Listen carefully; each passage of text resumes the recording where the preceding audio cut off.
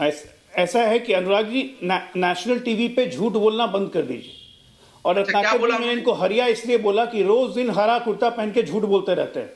National TV पे झूठ बोलना बंद कीजिए। 32.1% वोट आया था, इलेक्शन कमीशन ऑफ इंडिया की वेबसाइट है, पूरे देश की जनता देखे आप 36% 36 का मजा आ गया क्या?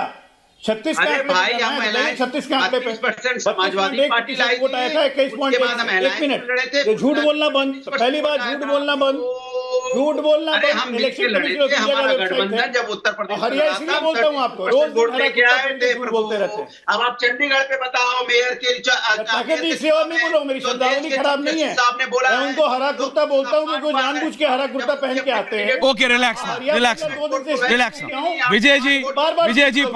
विजय जी, पंकज जी, राम कृपाल जी, प्लीज रिलैक्स। झूठ बोलना बंद, झूठ बोलना बंद। अच्छा, रिलैक्स रिलैक्स रिलैक्स। अरे आप सब सीनियर व्यक्ति हैं, don't do. Anurag ji professor हैं आप, तो आप उस पे बोल नहीं भगवान कसम मेरा प्रोफेसर आप जैसा होता मैं कॉलेज नहीं जाता। बट बहरहाल रिलैक्स, प्रोफेसर हो यार, please don't do like, please don't do, please आप सब प्लीज रिलैक्स कीजिए। Thank you Pankaj ji, Vijay ji and Ram Kripal ji, all three seniors. Vijay ji देखिए, ये नेताओं को आपने देखा है, ये तू में चलती रहेगी, लेकिन हाँ सीजेआई का जो रिस्पॉन्स पंजाब पे जो चंडीगढ़ वाले पे आया वो बहुत स्ट्रांग है और वो सारी पॉलिटिकल पार्टीज के कान खुल जाने चाहिए। बिल्कुल, और हमने शायद उस दिन भी चर्चा की थी इस बात की जब इलेक्शन हम लोग कर रहे थे, तो मैंने कहा था कि कोर्ट पर भरोसा करना चाहिए, ये जो भी कुछ हुआ है कोर्ट का जो फैसला आएगा उसको मानना चाहिए।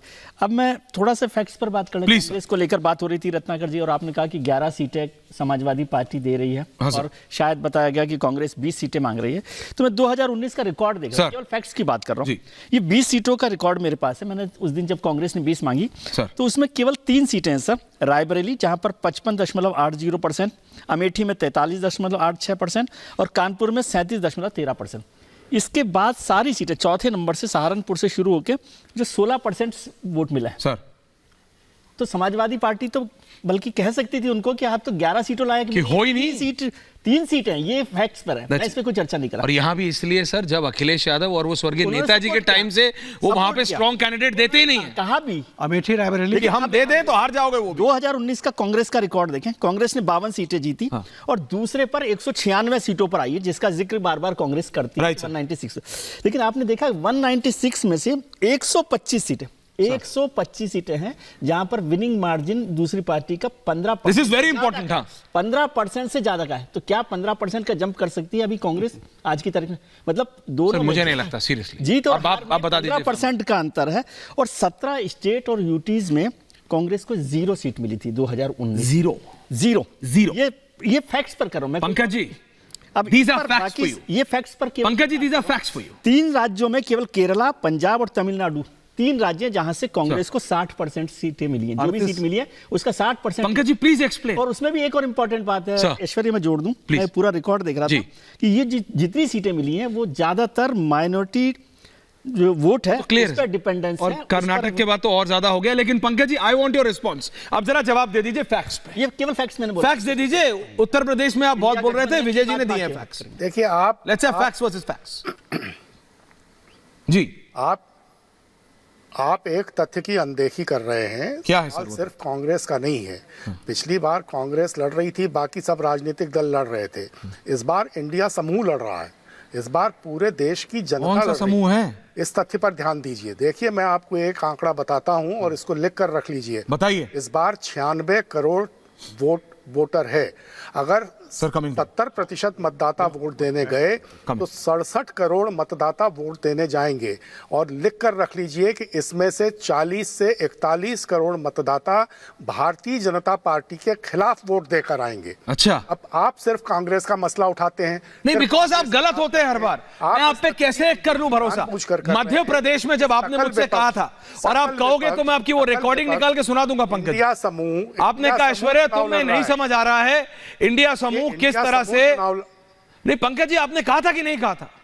यही जनता सुन रही थी, देश सुन रहा था, भारत सुन रहा था जब आपने कहा ऐश्वर्या तुम नहीं समझ रहे हो। और आप मुंह के बल गिरे, आप गलत साबित हुए और प्रधानमंत्री मोदी का एक वर्ड साबित हुआ। शिवराज सिंह चौहान 18 साल तक मुख्यमंत्री रहने के बाद भी रिपीट हुए। और सोचिए, मैं कह रहा हूं कांग्रेस कभी सपने में भी नहीं सोच सकती कि अगर मध्य प्रदेश में जीते तो कमलनाथ सीएम ना हो और यहां शिवराज जीत के लाए और उसके बाद हटा दिया क्योंकि उनका टारगेट है 24, उनका टारगेट है भाई एमपी तो आ गया, अब यहां से बिहार और ईस्टर्न यूपी का एक सेगमेंट या फिर बुंदेलखंड को टारगेट करना है। हम सब लोगों ने देखी थी।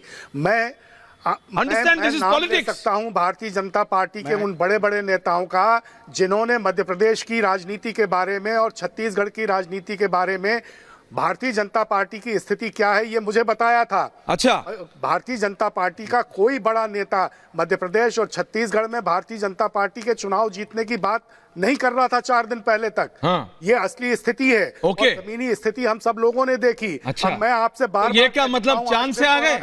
ये क्या चांद से आ गए नंबर? नहीं पंकज जी, पंकज जी यहाँ मैं आपकी नहीं बात मानता, प्रॉब्लम ये है ये जो तिलिस्मी टोपी से निकले हैं 3 दिन पहले बैलेट से कराओ तो दिक्कत, ईवीएम से कराओ तो दिक्कत, कह रहा था करूं क्या? और मध्य प्रदेश में भारतीय जनता पार्टी जीतने वाली है। हाँ। ये असली स्थिति है। अच्छा, राम अजय जी आ रहा हूं, Ram Kripal ji and then everyone on panel multi please. Lok Sabha में 370। ओके पंकज जी, राम कृपाल जी बात रख रहे हैं। हाँ देखिए पहला एक लाइन तो कह दूं मैं कि अजय जी आ रहा हूं, जब सीट की बात होती है तो वोट परसेंट पर लोग चले जाते हैं।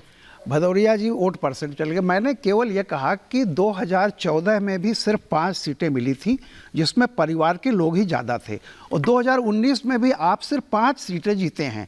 रही वोट परसेंट की बात तो हिलेरी को ट्रंप से ज़्यादा वोट मिला था, लेकिन प्रेसिडेंट ट्रंप बने। तो देखिए या तो परसेंट की बात कर लीजिए या नेता को समझाने की थोड़ी जरूरत। दूसरी बात, पंकज जी जो कांग्रेस की बात कर रहे थे, मैं बताता हूं 2019 में केरल, तमिलनाडु और पंजाब ये 3 जगह मिल करके 38 सीटों पर कांग्रेस लड़ी थी, जिसमें से 31 सीटें कांग्रेस को मिली थी। बाकी 382 सीटों पर पूरे देश में कांग्रेस की सिर्फ 21 सीट आई थी। तो 21 और 31 मिला के 52 हुई थी। इस बार आप देखिए पंजाब में पिछली बार 8 सीटें मिली थी, इस बार आप ही कांग्रेस का भी कोई नहीं कहता कि उसको 8 सीटें मिल जाएंगी।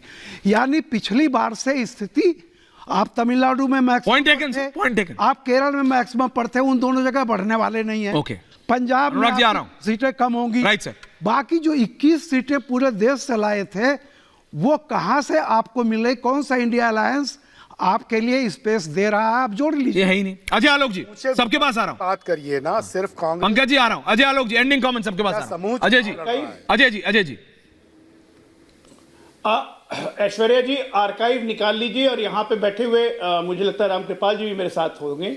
छत्तीसगढ़ का चुनाव प्रभारी मैं था और राइट फ्रॉम द डे 1 मैं कह रहा था कि छत्तीसगढ़ चुनाव हम लोग जीतेंगे, चाहे वो कॉन्क्लेव हो रिपब्लिक का, चाहे कहीं का भी हो। मैं हमेशा कह रहा था कि छत्तीसगढ़ हम लोग जीतेंगे।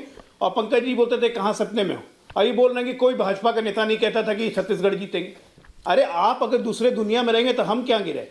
एक शेर है आपके लिए कह देता हूं कि ना मैं गिरा ना मेरी उम्मीदों की मीनारें गिरी, मुझे गिराने के चक्कर में आप कई बार गिरे। तो अभी तो 2 ही बार गिरे हैं, अभी 8-9 बार और गिरना है। चलिए इंतजार कीजिए।